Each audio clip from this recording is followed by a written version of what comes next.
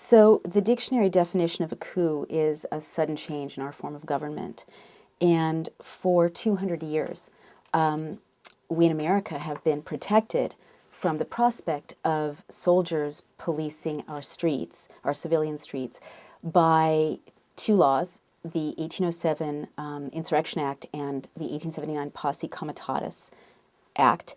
And what Bush did is, with a signing statement, he disregarded limitations Congress set on him and made it possible for him to deploy these troops on the street. Now, why is this so disturbing? Why am I using such language designed to get people's attention? Because I think it really requires our attention. These are 3,000 to 4,000 warriors.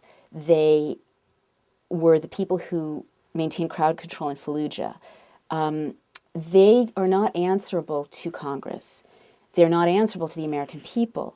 Their only boss is the President of the United States of America. He is the commander-in-chief.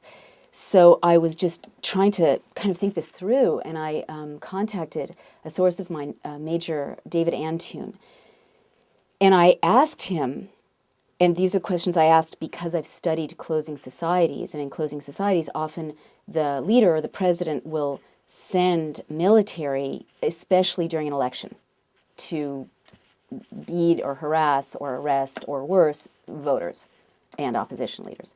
And I said, you know, if the president tells the members of the First Brigade to arrest civilians, what happens? And he said they have to do it. And I said, well, if the president tells the First Brigade to shoot at civilians, what happens? He said they have to do it.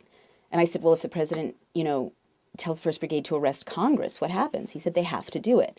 So, you know, is this a worst case scenario? Obviously. Is there a reason that the founding generation made it absolutely clear that we were not to be policed by military on the streets, that we're not answerable to the people? Yeah, there's a reason, because they understood from their own experience of George III's mercenaries intimidating the civilian population, how difficult it is to remain a free people when the leader has his own army, basically. So it's a very serious development, and it's one I think we need to reverse.